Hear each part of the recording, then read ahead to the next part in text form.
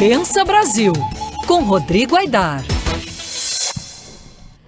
Rodrigo Aidar, a gente viu uma história cabeluda essa semana, que é a polícia descobrindo que a deputada Flor de Lis é a mandante do homicídio do marido dela, o pastor. E ela tentou matar o marido pelo menos em 4 ocasiões, uma delas por envenenamento. Ok, e aí, se fosse uma pessoa não deputada, estaria presa. Só que ela está lá, imunidade parlamentar, que foi criada para proteger o mandato, mas não o criminoso, né? E aí, como é que fica? Rodrigo Aidar, conta tudo! Salve, Eneg, salve, Cacla, Felipe, salve aí pros ouvintes. Eneg, as pessoas acompanham o desenrolar dessas investigações, né, das investigações desse caso, e se perguntam por que essa mulher não está presa. E a gente é obrigado a responder, tem a imunidade parlamentar, né? E as pessoas continuam com aquela cara de ponto de interrogação que é difícil de explicar como a imunidade parlamentar pode se aplicar para um caso escabroso como esse. Parlamentares, eles só podem ser presos, segundo diz a Constituição Federal, se for preso em flagrante por crime inafiançável. Ou seja, só se for pego com a boca na botija por algo muito grave. Se não, ele só pode ser preso quando acabar o mandato.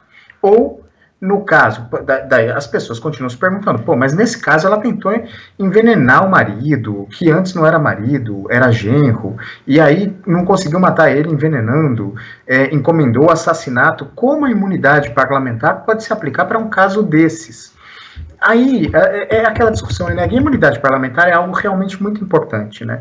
Mas o que diz a regra da Constituição? Diz o seguinte, que deputados e senadores, eles são invioláveis, ou seja, eles não podem responder nem na esfera civil, nem na esfera penal, por suas palavras, votos e opiniões. Eu acho que é isso que diz exatamente a Constituição. Ou seja, ela serve a imunidade parlamentar para garantir que não haja nenhuma retaliação quando o parlamentar defender seus pontos de vista e os interesses dos eleitores dele.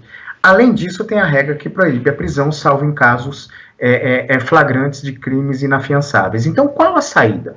Houve um caso tão escabroso quanto esse há 20 anos, que foi o caso do deputado Hildebrando Pascoal. A gente vai se recordar que o Hildebrando foi um deputado eleito pelo Acre em 1998 e o mandato dele acho que não chegou a durar um ano, ou se durou foi um ano e pouco. Por quê? Porque a folha corrida do cara chegou ao conhecimento nacional, por conta de reportagens de bundões da imprensa como nós, né? E a coisa era tão feia que ele teve o mandato cassado pela Câmara dos Deputados. E aí, aquela história, mandato cassado, acabou a imunidade parlamentar, ele pode ser processado. E ele foi processado, preso, condenado e etc. É isso, parece que se desenha no caso da deputada Flor de Lis, porque se a Câmara instaurar um processo por quebra de decoro, e parece que o que há no processo é mais do que suficiente para que seja instaurado, e cassar o mandato parlamentar dela, acaba a imunidade. O judiciário não pode fazer isso. Agora, Neg, é legal a gente perceber que já foi pior, né? Quando a gente vê esse caso e vê que, apesar da acusação e das provas bastante robustas que tem ali na investigação, ela ainda não ter sido presa, a gente pode lembrar que já foi pior. Para reduzir essa chacota que é o uso indevido da imunidade parlamentar em crimes assim, basta que o Congresso Nacional aprove uma emenda para limitar a imunidade parlamentar para que ela não abranja crimes hediondos, como assassinato, por exemplo. Ainda mais o assassinato nos moldes que foi feito esse. Parece que existe, inclusive, projetos de lei, propostas de emenda à Constituição, na verdade, com esse conteúdo lá.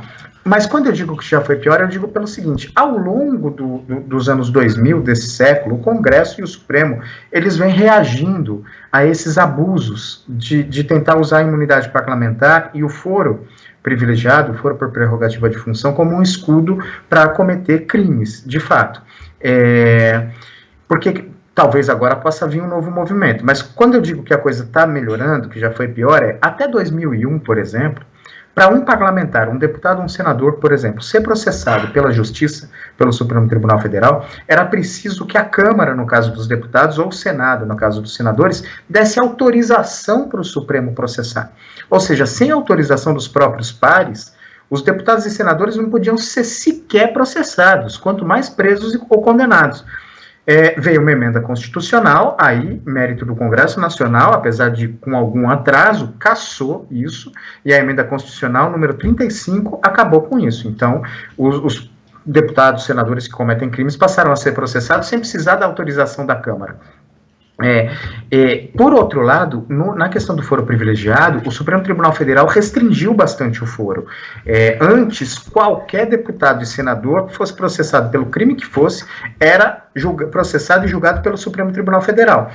Há cerca de 2, 3 anos, o Supremo restringiu isso, ou seja, deputados e senadores só podem ser processados no Supremo por crimes cometidos durante o mandato e em razão dele. Crime comum está fora. É por isso que a Flor de Lis, por exemplo, está sendo processada em primeira instância e investigada em primeira instância. Não pode ser presa por conta daquela regra. Mas até essa regra, Ineg, ela já foi, de alguma forma, limitada pelo Supremo Tribunal Federal. Se a gente lembrar do caso do senador Delcídio do Amaral, que em 2015 foi preso por ordem do Supremo Tribunal Federal e estava no mandato. Ali, o que o Supremo entendeu? Havia aquela história de que o Delcídio teria tentado impedir as investigações da Operação Lava Jato, tentando subornar ali o Nestor Cerveró, um dos presos pela operação, por conta de uma roubalheira tremenda ali na Petrobras. E ali, o que o Supremo entendeu é que, como ele ainda estava tentando fazer com que o Cerveró não deposse ou não dissesse o nome dele, não o envolvesse nas investigações, ele estaria cometendo um crime. Então, ele teria sido, a ordem seria de prisão de um crime em flagrante. Foi uma interpretação mais elástica, houve alguma reação no Congresso, mas foi aceita a decisão. Então, assim, com algumas interpretações e alguma ação do Congresso Nacional, a gente pode fazer com que casos escabrosos, como esse da deputada agora, e outros crimes comuns, que nada tem a ver com o mandato parlamentar, ou seja, não se enquadram em imunidade parlamentar, deixem de ser cobertos pelo manto da imunidade para proteger casos absurdos como esse que a gente viu acontecer agora, né, Ineg? Rodrigo Aidar, Pensa Brasil, voltando na quinta-feira. Abração, obrigado. Abraço, Ineg. Carla, Felipe, um abração para os ouvintes. Valeu. Só uma dúvida. Excelência. E Snoopy, cadê? O Snoopy tá aqui do ladinho, ó. Olha lá. Bom, fico mais... O Rino gosta dele, não? O Rino gosta de qualquer coisa que não se mova. Agora, de cachorro ele não gosta nem um pouco, é todo neurastênico. Gente. Beijão, valeu, um abraço. Beijo aí, Abraço, gente, valeu. Valeu.